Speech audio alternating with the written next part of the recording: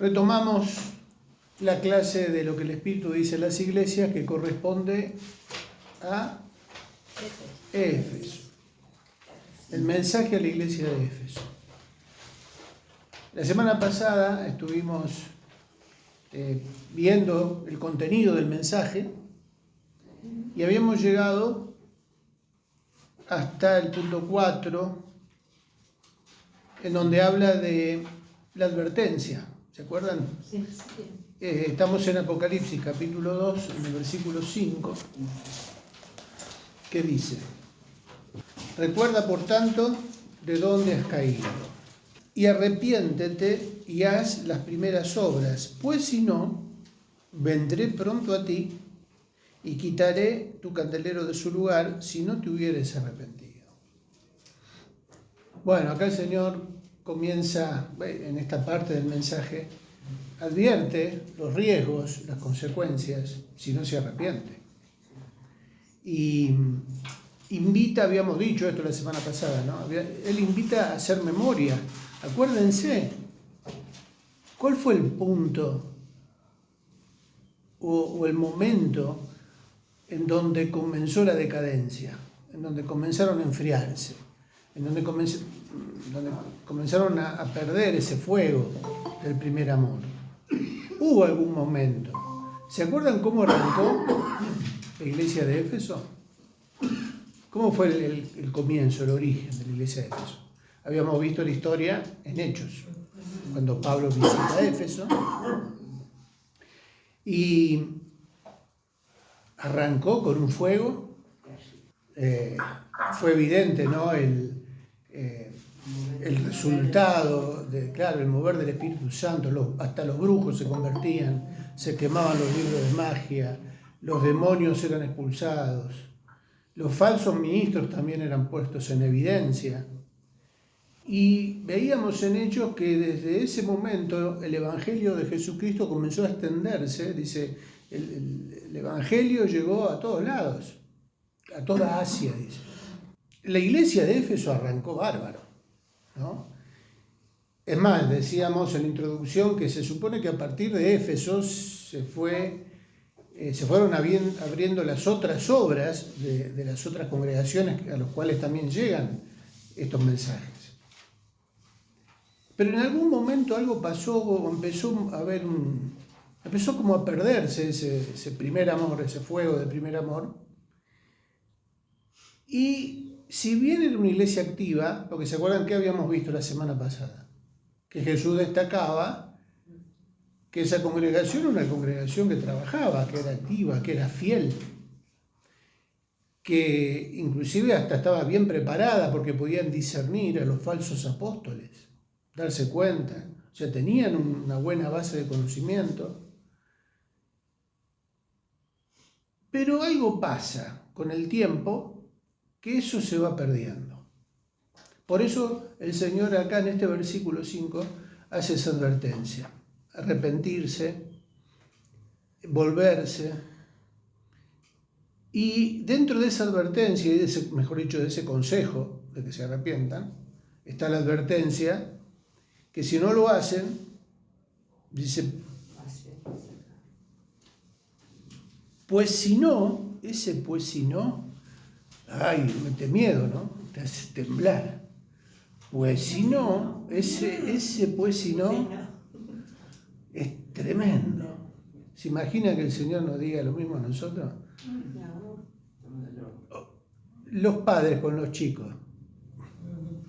Hacé esto porque si no, cuando venga tu papá le voy a decir a tu papá cuando venga. Ese pues si no nos hacía temblar. Vendré pronto a ti y quitaré tu candelero de su lugar. Habíamos hablado algo de eso la semana pasada también. ¿Qué significará esa expresión, quitar el candelero de su lugar? Y bueno, leíamos en el punto B. El punto B: quitaré tu candelero de su lugar. Quizás algunos puedan interpretar esto como la desaparición física de la congregación, cosa que, de hecho, ocurrió. Pero la función del candelero nos ayuda a entender el sentido testigo espiritual de este juicio. Una congregación puede existir y funcionar socialmente, pero sin luz, sin unción, sin la presencia del Señor. Con personería jurídica, pero sin la persona del Espíritu Santo operando sobrenaturalmente. Bien. Hasta ahí el punto B. Bien, gracias. Decíamos, bueno, yo recuerdo que cuando puse esa frase ahí sobre la personería jurídica, era porque en ese tiempo estábamos gestionando la personería jurídica, cuando preparamos este material. Y es como que, claro, ¿qué exige el gobierno? Un trámite, algo jurídico que permita darle seriedad a la institución por un lado, respaldo por otro, que sea algo que realmente sea algo serio y que pueda funcionar con la cobertura legal que necesita, porque si no se tiene esa figura legal que la respalde, el fichero de culto, ¿no? Fichero de culto, bueno, ahora ya se acomodó todo eso, pero es como una condición que había que cumplir en ese momento. Puede ser que la personería jurídica, no, por lo menos en Argentina no hay muchas trabas que la otorgan con cierta fluidez. ¿Es verdad eso que escuché? Sí. Ahora, si uno va a la lista de, no solo de personerías jurídicas, sino la personería jurídica religiosa, en donde también se inscribe en el fichero de culto, se le da ese respaldo, ese número de fichero a los espiritistas. O sea, acá en La Falda, yo estaba revisando la lista de la Nación, de la Secretaría de Culto de la Nación, y en La Falda, ¿cuáles son todas las instituciones que tienen fichero de culto y personería jurídica? Tienen fichero de culto y personería jurídica las iglesias tradicionales, pero también aparece, ¿cómo es el nombre oficial? Escuela Científica Basilio. Las escuelas científicas Basilio son los espiritistas. Tienen fichero de culto y personería jurídica. Los gnósticos. Habla de la libertad religiosa, porque de hecho me lo dijo un propio pastor evangélico, que la iglesia evangélica es la primera que boga por la libertad religiosa. Dice que cada uno sea de quien quiera, porque a nadie se le puede obligar a ser de un credo o ser cristiano. Entonces, la propia iglesia evangélica dice que eso sea libre. ¿Puede ser el pastor? Sí, por eso digo que, como vos preguntabas si es fácil que se otorgue, sí, es fácil, cualquiera puede tener. Cualquiera que cumpla con los requisitos que pide el gobierno puede tener fichero de culto y personería jurídica. Ahora, ¿eso garantiza que la persona del Espíritu Santo esté gobernando esa congregación y tenga el respaldo divino? Por eso puede tener personería jurídica, pero la persona del Espíritu Santo está reinando en esa congregación o en ese lugar. O sea, no es garantía tener fichero de culto y personería jurídica que realmente Dios esté en ese lugar respaldándolo. Por eso hay pequeñas congregaciones, inclusive perdidas en el monte, o perdidas en la montaña, o en la selva, o en un barrio humilde, en una casa sencilla, que quizás no tenga ninguna de las comodidades y de los respaldos jurídicos que exige el gobierno.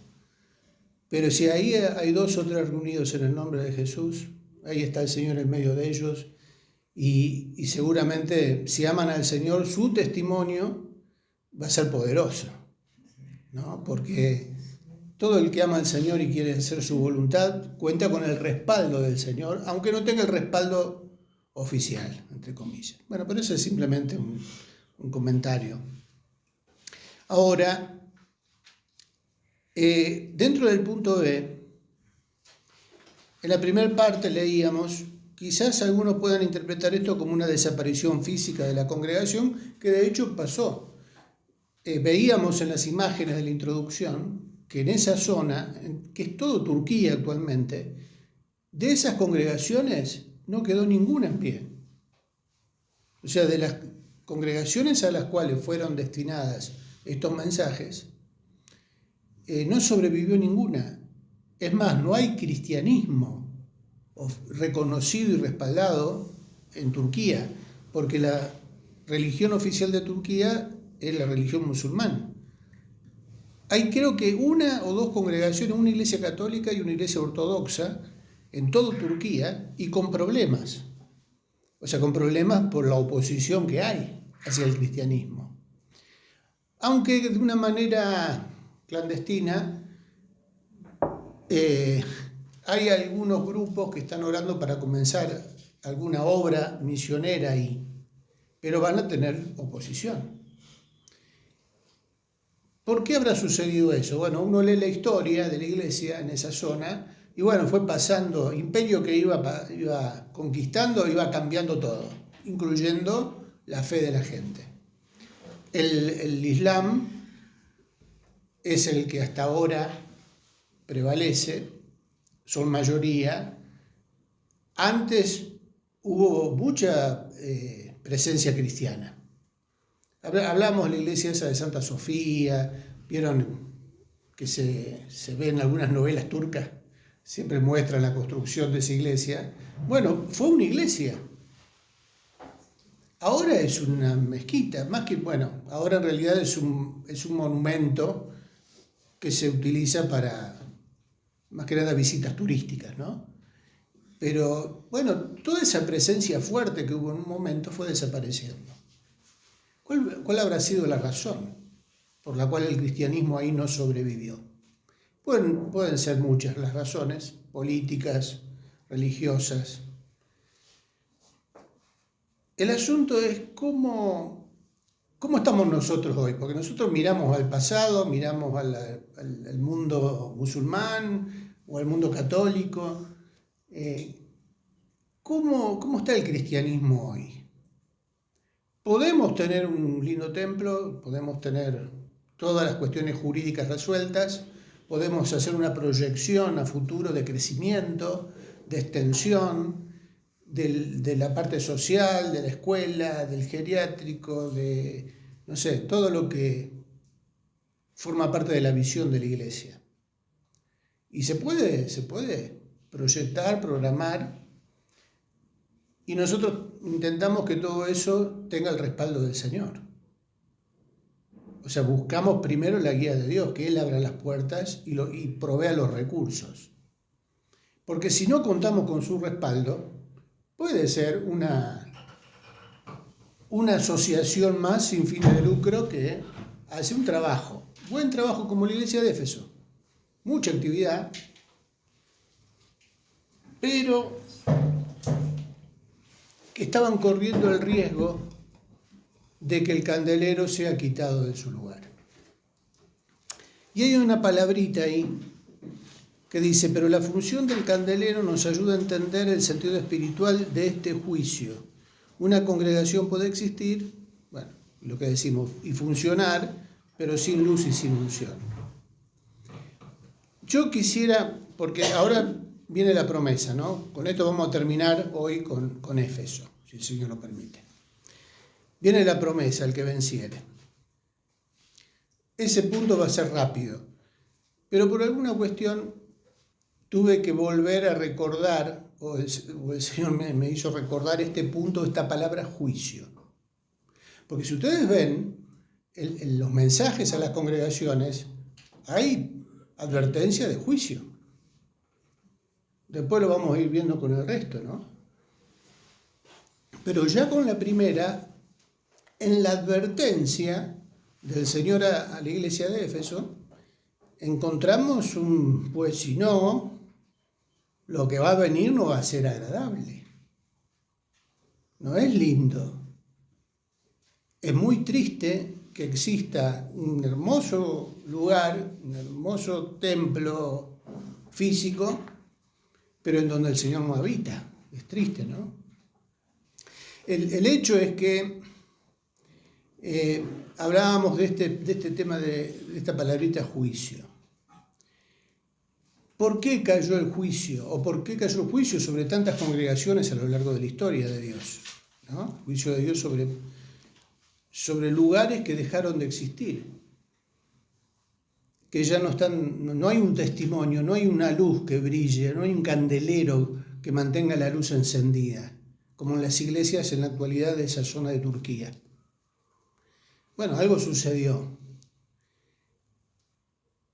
El tema es que justamente la advertencia del Señor nos tiene que servir a nosotros para que no repitamos esa historia, para que no nos pase lo mismo, no lleguemos a ese punto. Sin embargo, en esta advertencia dice: arrepiéntete y haz las primeras obras, pues si no vendré pronto a ti y quitaré tu candelero de su lugar si no te hubieres arrepentido. El Señor nos da oportunidad para arrepentirnos, ¿no? Individualmente, también el Señor nos quiere llevar a pensar en eso, porque muchos de nosotros que ya tenemos años, ¿se acuerdan cuántos años estuvo la iglesia de Éfeso desde su fundación hasta que llega este mensaje? 30. Más o menos 30 años, o sea que sobrevivió en el tiempo bastante. Jesús destaca su fidelidad.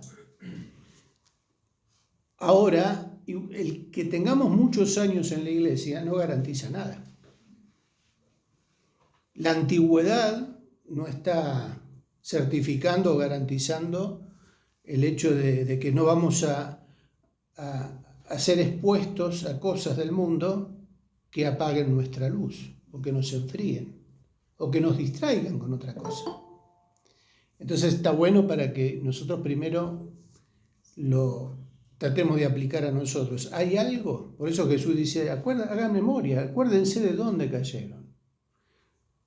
¿Hubo algo o hay algo que nos está haciendo apartar, deslizar, distraer? Estamos en la iglesia, venimos,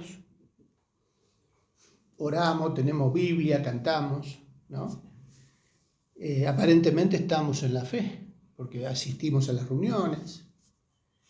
Ahora, ¿eso quiere decir que conservo el fuego del primer amor? ¿O hay algo que se está ahí apagando? Y nosotros por ahí no nos damos cuenta, pero sí los demás se dan cuenta también, ¿no? Hay algo que pasa, que no somos los mismos del principio. Y Jesús por esa razón envía este mensaje. Y a veces es necesario, y acá es donde yo quería hacer esta reflexión, espero que sea cortita, sobre la palabra juicio. No lo tenía preparado para hoy en realidad, forma parte de otra cosa, hasta de un mensaje que alguna vez dimos. Pero ahí la palabrita, hay dos textos que después si quieren vean en 1 de Pedro 4, 17 y 1 de Corintios 11, 27 al 32. Si quieren mientras tanto buscarlo, 1 de Pedro 4, 17 y 1 de Corintios 11, 27 al 32. ¿Por qué estos dos textos y la palabra juicio en particular es la que quiero que por un ratito analicemos? Justamente la palabra juicio, depende del contexto en donde está, se puede referir a una cosa o a otra. Inclusive para nosotros en la actualidad también puede prestarse a dos tipos de interpretación que están relacionadas. En un contexto, la palabra griega en la Biblia para juicio es crisis. La palabra griega es crisis. Y hay otra palabra que también se usa para juicio, que en griego es krima. Se escriben de dos maneras diferentes. Una empieza igual que la otra, con cri. Una es crisis y la otra es crima. Crisis con K. Crisis y crima. Las dos tienen que ver con juicio. Pero en un contexto tiene que ver con la condenación, con el juicio ya terminado, en donde se emite una condena. ¿Se entiende? Vieron que a veces uno dice que le cayó juicio de Dios. ¿De qué habla esa expresión? un juicio, algo que Dios determinó, decidió y cayó sobre alguien ya como una sentencia definitiva. Ese es el término crisis. Crima también se refiere a juicio, pero ya no tanto a la sentencia, sino al proceso del juicio. Es más proceso que sentencia condenatoria. ¿Por qué digo esto? Porque en estos textos aparece la palabra juicio relacionada con la iglesia. No al mundo, porque uno escucha juicio de Dios, condenación. Asociamos juicio ya con condena. ¿No es así? Uy, juicio. Ahora resulta que en estos pasajes la palabra juicio está relacionada con la iglesia. Juicio para la iglesia. Incluyendo esto de Apocalipsis. Este mensaje. Eso, vendré a ti y quitaré el candelero de tu lugar, está hablando de una sentencia. Jesús decidió quitar el candelero, aquel que no se arrepintió. Es juicio, un juicio, una condena sobre la iglesia que dejó apagar el fuego. Dios decide quitar el candelero de ese lugar. Eso es una sentencia. Pero estamos hablando acá de juicio de condenación para los cristianos. El texto de 1 de Pedro, si lo encontraron. Porque es tiempo de que el juicio comience por la casa de Dios. Y si primero comienza por nosotros, ¿cuál será el fin de aquellos que no obedecen al Evangelio de Dios? Pedro, ¿a quién le está hablando?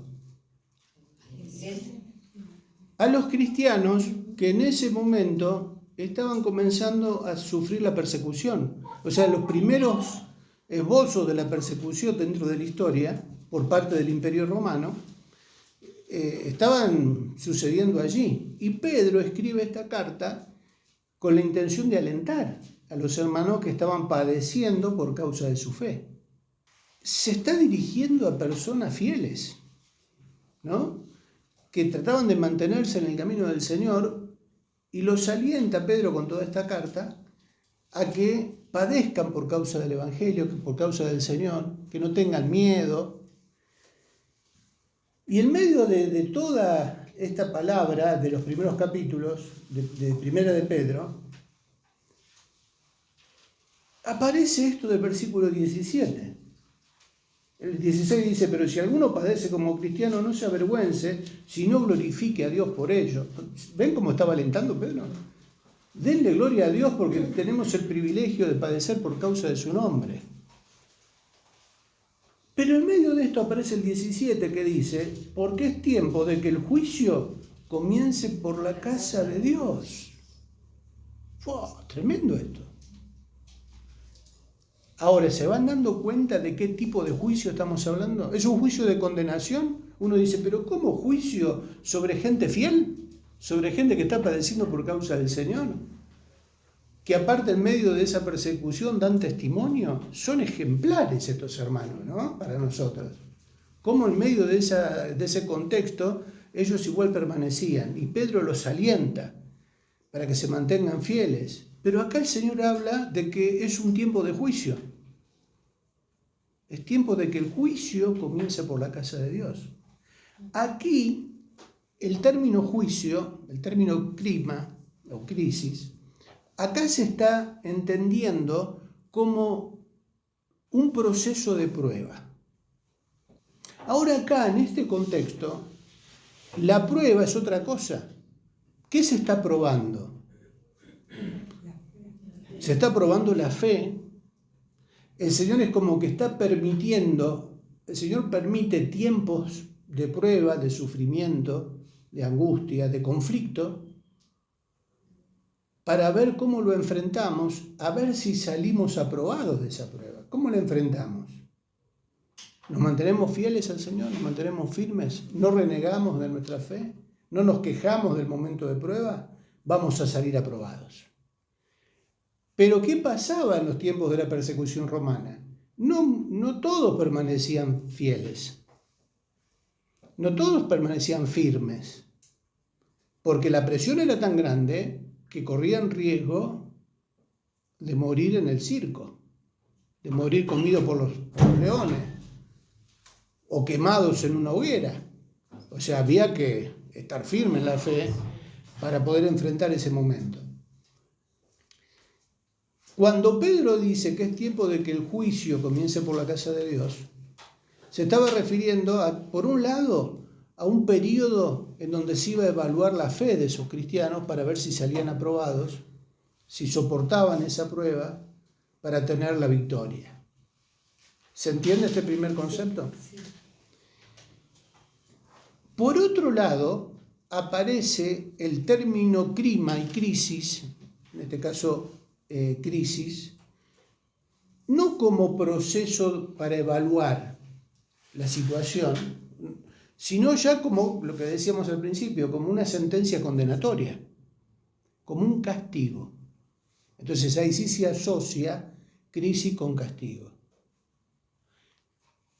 En 1 Corintios, capítulo 11, encontramos el pasaje en el contexto de la Santa Cena, en donde el apóstol Pablo está hablando de que es necesario examinarse a uno mismo para ver si está en condiciones de participar dignamente. ¿Se acuerdan de ese pasaje? ¿Alguien lo tiene para leer de los hermanos que están conectados? ¿Se animan? Hola, buenas noches. Sí, ¿lo comparto? Dale. Dice, así que cualquiera que coma este pan o beba esta copa del Señor de manera indigna, será culpado del cuerpo y de la sangre del Señor. Por tanto, cada uno de ustedes debe examinarse a sí mismo antes de comer el pan y de beber la copa. Porque el que come y bebe de manera indigna y sin discernir el cuerpo del Señor, come y bebe para sí propio castigo. Por eso hay entre ustedes muchos enfermos, debilitados y muchos han muerto. Si nos examináramos a nosotros mismos, no seríamos juzgados. Pero si somos juzgados por el Señor, somos disciplinados por Él para que no seamos condenados con el mundo. ¿Hasta ahí? Sí. Tremendo, ¿no? Pero qué interesante que es esto. Porque acá se está hablando de juicio, de castigo, de condena, una condenación. En la versión que estaba leyendo Andrea, nosotros en la Reina Valera, los que tenemos Reina Valera, leemos en el 29, juicio come y bebe para sí. Juicio come y bebe para sí. ¿Podés repetir, Andrea, lo que dice el 29 en esa parte? Sí. Esta también es Reina Valera. Dice, porque el que come y bebe de manera indigna y sin discernir el cuerpo del Señor, come y bebe para su propio castigo. Ahí asocia juicio con castigo, ¿se dan cuenta? Está actualizada el término. Ahí juicio es castigo. ¿Pero cómo? ¿Castigo para los creyentes que están participando en la cena? Castigo. Una vez alguien me dijo hace mucho, allá en otra provincia, Ricky, dice, ¿el Señor castiga? Le digo, sí. Se escandalizó, ese no es mi Dios. ¿Cómo mi Dios va a ser un Dios? Es de amor, mi Dios. Bueno, por lo cual hay muchos enfermos y debilitados entre vosotros y muchos duermen. En la versión que leyó Andrea dice, muchos mueren. O sea, está hablando no del dormir, de estar atolondrado, dormido. No, está hablando de la muerte física. O sea que hay consecuencias para aquellos que comen y beben indignamente sin discernir el cuerpo del Señor. O sea, sin entender lo que significa y la importancia que tiene el participar de la mesa del Señor buscando la santidad. El que lo hace en pecado, el que no le importa participar de la mesa del Señor, según la condición que esté, ¿no? Bueno, sin estar a cuentas con el Señor, ¿no? Puede sufrir estas consecuencias, y acá habla del juicio como castigo, y dentro de ese castigo se incluye hasta la muerte, la enfermedad. A veces uno se pregunta, ¿por qué hoy en nuestra congregación, hay tantos casos de enfermedad, muertes inesperadas que causan dolor, ¿o no? Que uno no se le esperaba. Nosotros lo sufrimos directamente en nuestra clase. Sí. ¿Y por qué? Y a veces no se analiza el por qué hay ciertos momentos en la vida de la iglesia. Ahora, acá en este pasaje de 1 Corintios, ¿cómo lo relaciona Pablo a este problema del juicio y del castigo? Ahora, por causa del pecado, asocia con el pecado. No lo asocia con una cuestión natural, porque todo, de hecho, todos los siervos de Dios han partido por enfermedad, por un accidente, por lo que sea, pero eso no quiere decir que han muerto por causa del pecado. Pero hay situaciones, hay momentos en donde acá se relaciona la cosa con el participar sin santidad de algo santo. Y acá Pablo advierte de eso y dice, ¿ven lo que está pasando entre ustedes? Es una consecuencia física, visible, de una realidad espiritual. Entonces acá la cosa nos tendría que preocupar y poner las barbas en remojo. Señor, ¿hay algo que estamos haciendo mal? ¿Hay algo en mi vida que tengo que solucionar? ¿Estoy participando de un ministerio en la iglesia sin estar en condiciones de hacerlo? Y lo estoy haciendo indignamente, o sea, sin buscar la santidad de Dios. Bueno, porque como no hay nadie que lo haga, ¿no? Nos ha pasado. El ministerio que se hicieron, se pasó adelante y resultó de que había algo grave que había que solucionar. Pero bueno, como había faltado el que tenía que estar, más vale quedarte sentado. No, el que tenía que tocar la guitarra no pudo venir, entonces agarré yo, pero más vale cantar a capela y no pasar a un lugar santo para ministrar sin estar en condiciones. Por eso, por algo está en la Biblia, 1 Corintios 11. Y esta enseñanza sobre el riesgo de participar indignamente. ¿Y qué dice? ¿Qué sigue diciendo el pasaje? Si pues nos examinásemos a nosotros mismos, no seríamos juzgados. O sea, si tenemos el tiempo para examinarnos y ponernos a cuenta con el Señor, pedir perdón, arrepentirnos, pedir que el Señor nos limpie, ¿va a haber castigo? No seríamos juzgados. Mas siendo juzgados, o sea, si es necesario que haya juicio de Dios sobre los cristianos, ¿para qué es ese juicio? Mas siendo juzgados somos castigados por el Señor, ¿para qué? No seamos condenados con el mundo. ¿Se ve la diferencia ahí? El trato que Dios tiene con sus hijos es distinto al que tiene con el mundo. A sus hijos, como un padre con sus hijos, Dios los trata con amor, porque este tipo de condena o de juicio es porque ama a sus hijos y los castiga como un padre castiga a sus hijos para que no para que aprendan la lección, para que pasen esa prueba, aprendan la lección para no ser condenados con el mundo, porque la condenación con el mundo es una condenación, sí, eterna, de castigo y de juicio eterno, fuera de la presencia de Dios. Pero Dios nos quiere librar a nosotros de esa sentencia y nos da la oportunidad para el arrepentimiento. Por eso, cuidado con participar de algo santo, como la Cena del Señor en este caso, que cita Pablo, y no darle la importancia que tiene, porque si lo hacemos indignamente, corremos riesgos de sufrir las consecuencias de hacerlo indignamente. Y si el Señor nos ama, ¿se acuerdan lo que dice Hebreos, la enseñanza de Hebreos? Que el Señor al que ama disciplina, como un padre disciplina a sus hijos. ¿Por qué? Porque nos ama. Entonces, si a veces nos tocan pasar por momentos de zarandeo, de prueba, hasta de cosas que no deseamos, por algo Dios está permitiendo eso, para que nos demos cuenta y no sigamos en esa situación, sino que nos arrepintamos y volvamos a enderezar el camino y podamos ser, sí, castigados por el Señor para aprender la lección y ahí salir aprobados. Ahora, ¿se entiende un poco más la diferencia esta entre lo que es el juicio de condenación eterna con la diferencia que Dios hace con su pueblo? Porque es necesario que el juicio comience por la casa de Dios. O sea, a la iglesia, no en el futuro, en el presente, es a veces conveniente que pasemos por este tipo de momentos duros, porque Dios nos quiere dar una lección, nos quiere enseñar algo. Volvamos al mensaje de Éfeso.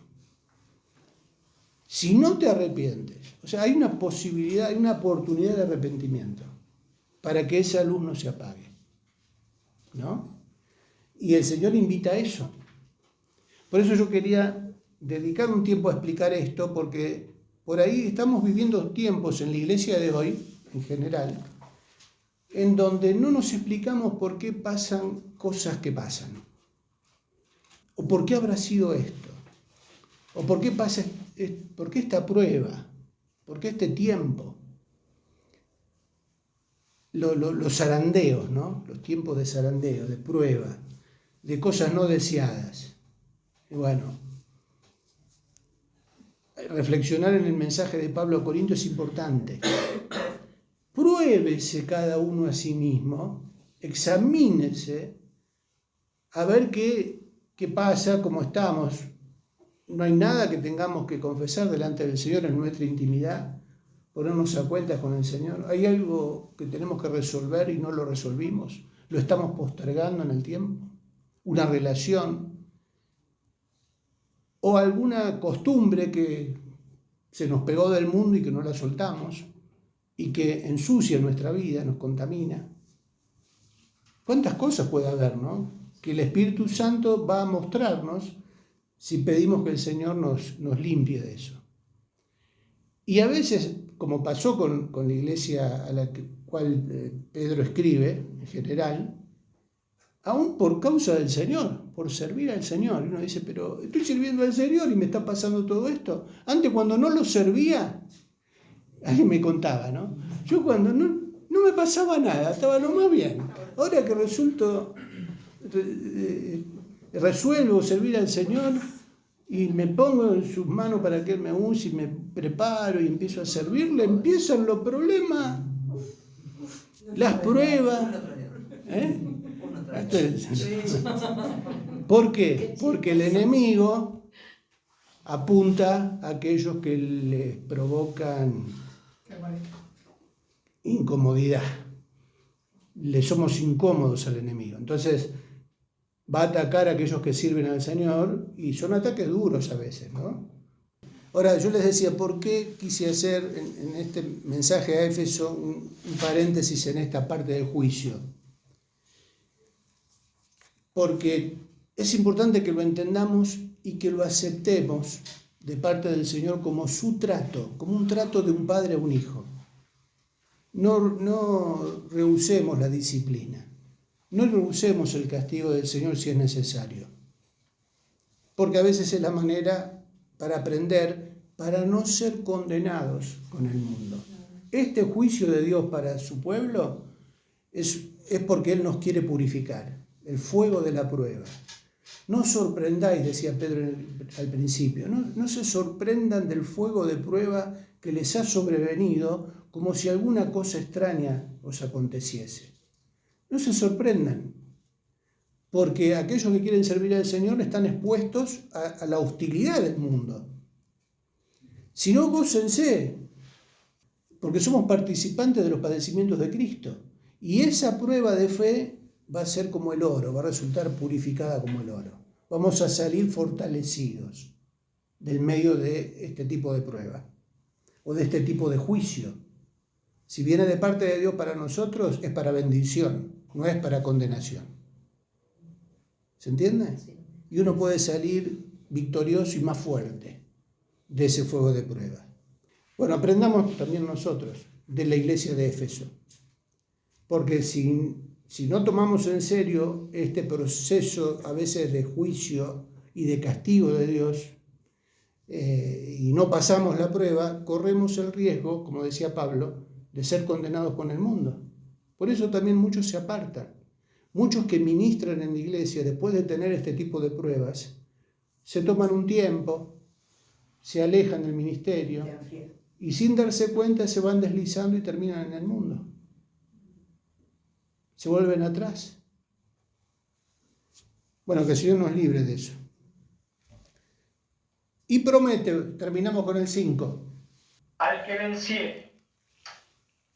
Por alguna razón el Señor especifica dónde se encuentra el verdadero árbol de la vida. Se cree que la imagen de Artemisa, Diana, en el templo de Éfeso, fue tallada originalmente sobre el tronco de un árbol. El culto a Diana estaba relacionado con la fertilidad y con el árbol de la vida de origen babilónico. La vida eterna que Dios ofrece está relacionada con la obra de Cristo en la cruz. Los que vencen tienen que ver, por un lado, con aquellos que por fe aceptaron el sacrificio de Cristo, confesando sus pecados, obteniendo así la esperanza de vida eterna. Y por otro, con aquellos que se dieron cuenta de dónde han caído y vuelven al primer amor. Es evidente que la situación espiritual de la iglesia de Éfeso en tiempo de Juan no fue la misma que en sus comienzos en tiempo de Pablo. Una brecha de más de 30 años los separa. De alguna manera, habla bien de una iglesia que ha perseverado, ha luchado arduamente, ha tenido paciencia, ha buscado la santidad, etc. Pero por otra parte, es reprendida por el Señor porque dejó lo más importante. ¿De qué sirve una iglesia sin amor? Es cuestión de tiempo para que su luz se apague, salvo que se arrepienta para recuperar la vida y el poder de sus orígenes. Y esto fue notorio a todos los que habitaban en Éfeso, así judíos como griegos, y tuvieron temor todos ellos, y era magnificado el nombre del Señor Jesús. Y el último. Y así crecía y prevalecía poderosamente la palabra del Señor. Qué lindo que la iglesia también pueda recuperar eso, ese fuego inicial como fue el comienzo de Éfeso. La promesa del Señor, ¿cuál es? Al que venciere, en medio de esta prueba, en medio de estas situaciones de crisis, de prueba,